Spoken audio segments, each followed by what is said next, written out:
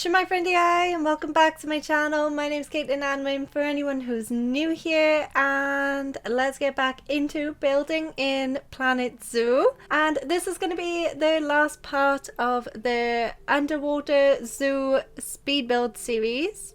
And this is going to be like the finishing touches of the zoo. I said when I started the gondola ride that I wanted to take this zoo from a collection of habitats to a fully functional zoo, like a proper zoo. And to turn this zoo into a proper zoo, we needed shops and buildings and lighting and bins and benches. There was lots of things that I had skipped over when I was focusing more on getting the habitats done. So I focused a lot on just getting the habitats to look nice, and then I wasn't really happy with how the whole zoo looked, so I needed to add things in so guests would be happy too, obviously. And the first thing I'm doing is adding in different shops. I added in the shops once I had built the first gondola ride, because I wanted to sort of sit on it and sort of look at it for a while before I decided to delete like 3 hours of progress, which I ended up doing if you've seen the gondola ride build. And so I'm adding in my shop shell that I'd already built. If you want to see how I've built the shop shell, I will put the speed build video up in the iCards. But they are ever so slightly different to fit in with everything around the zoo. I needed to make the shop shells slightly different to the ones that I'd built originally. Like for this little part here, I wanted to add in some shops closer to the entrance than having some at the end of the habitats. These are the buildings that lead up to the habitats and the entrance of the first gondola station as well. And I have themed these parts with those lovely mural walls to sort of symbolize what sorts of animals they are going to see while they are walking through these buildings. So I have changed the seal pathway building and put that back to the icy one, similar to the penguins, and then the otters and the caiman get this jungly tropical mural wall.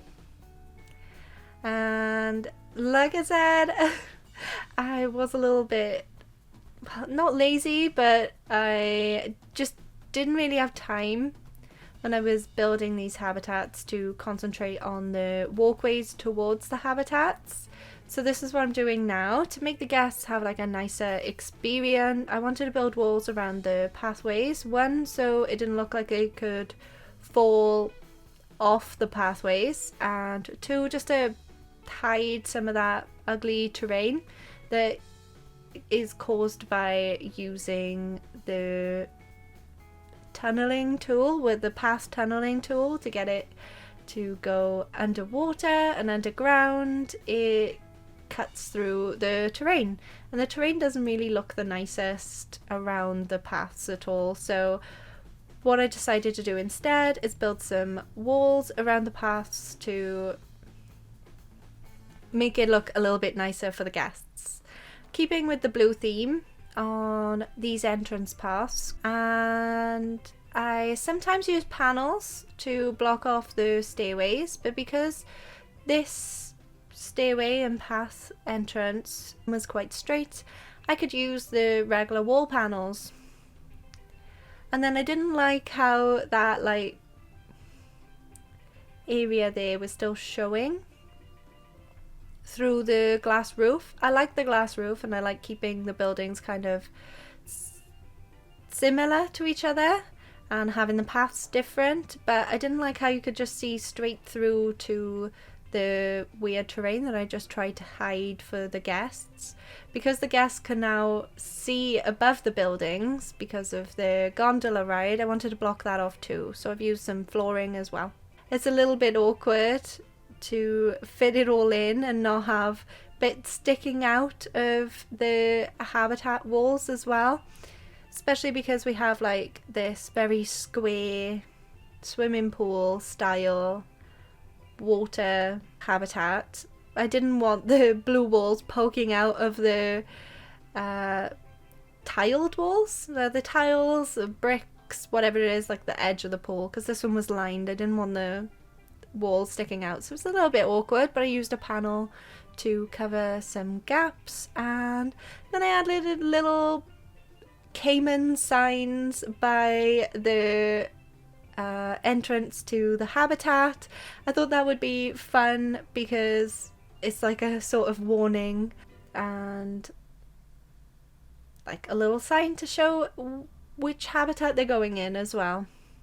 And because I use this like light brown wall for the pool building, like the slide building to get up to the slides, I haven't actually made it possible for guests to get up here, but I wanted to keep with that theme. This is the only one that's not blue, but I think it's quite nice to have a slight difference.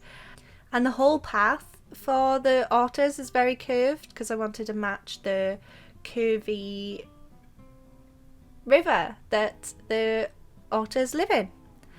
But it makes it a little trickier to build walls around the pathways. So as you can see, like there's a kind of awkward angle coming from the main pathway down into the habitat, and then there's like a different angle on the other side too, and trying to get all of these panels level as well was hard. Especially because I've got that like angled roof there. You can't get all of the panels exactly the same height, otherwise they poke through the roof too. And I really like how the glass roof pattern shadows work, because it kind of looks like how shadows are formed over water too. So that kind of like fits in with the water themed pathway. And the exit building was okay, like the walls were already built, but the pathway wasn't quite right, so I had to fix that and get that to fit in a little bit better through the building and up into the shops. I kind of like the exit through the gift shop sort of style. I've been to Banksy exhibit a couple of years ago when Mum was in Weston-super-Mare, which isn't too far away from Wales, so we went to that. It was the Dismaland exhibition. I don't know if you would remember that, but I really enjoyed that. And the exit through the gift shop thing kind of stuck with me, so I kind of wanted to add that in with this zoo as well, even though it's just an underwater zoo. That's always stuck with me. I like that sort of thing, and it's all about like consumerism, isn't it? And a zoo will sort of force you into going through a gift shop and offer you cute cuddly animals and stuff. So this is like my way of making money in this zoo. I don't know my final finances in this zoo, but I know it is not profitable. But it does end up being 4.5 stars, I think.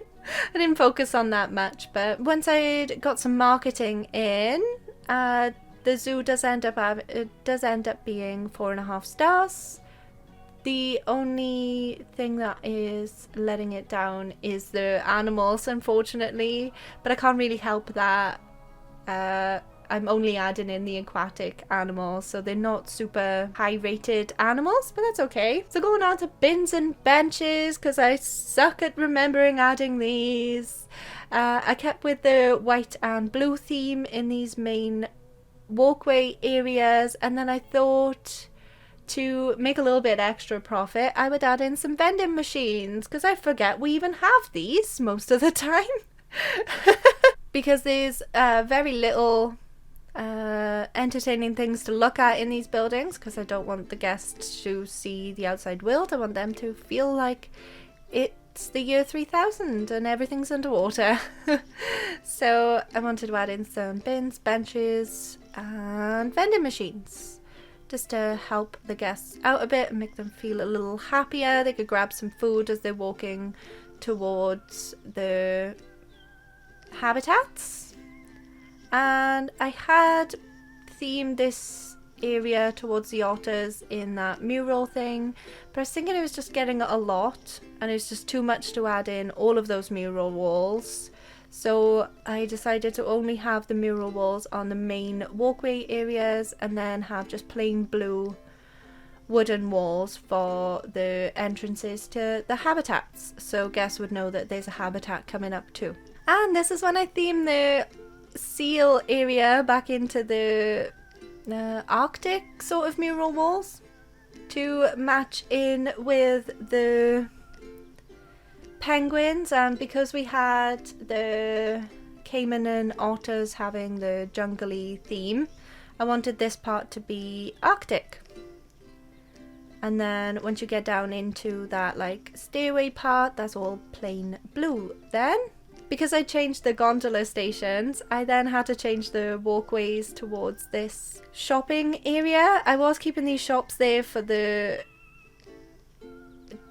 gondola ride entrance and exit, but then I realised that I didn't actually like them anymore, so I got rid of it. And then I had this extra pathway that was outside of the buildings, and we can't have that. They haven't gone into the habitats yet, so they can't be seeing the outside world. So I built like a walkway to the shopping entrance as well, and this is near the penguins, so it's a little bit frosty around here and a little bit colder. So I'm hoping, because I put that building around, that the guests won't get too cold, because I'd put some coolers down so I could paint some snow. I think this was the most difficult thing trying to finish off this zoo, was trying to figure out these paths. They're just odd. Like, you try and delete one teeny tiny bit and then everything deletes, really. It's like, what happened there? What is going on? And now on to like the outside part of the pathway. Now I decided I wasn't going to block off the view for the guests in the back end of the zoo. So I'm hoping that these guests have technically walked through the habitats now, and now they can sort of see, have some fresh air and walk around this back part. And I have tried to block off the view of the habitats from these pathways too, so with trees and the icy rocks for the penguins, so the guests can't technically see the habitat, so they'll still be encouraged to come into these underwater sections. And speaking of underwater sections, I was not very good at completing these habitats. It's like, oh, they look pretty, I'm done. So I didn't have a lot of education and bins and stuff like that for these habitats and lighting. So this is what I'm going through and doing next. So the last two habitats, I kind of got bored of putting education and stuff into them. So now my zoo is feeling nice and full and finished off. I have gone in and tried to add in some more lighting, so the zoo's sort of feasible at nighttime too. I love these aquatic lights. They do really make it feel like you're in like a boat and underwater.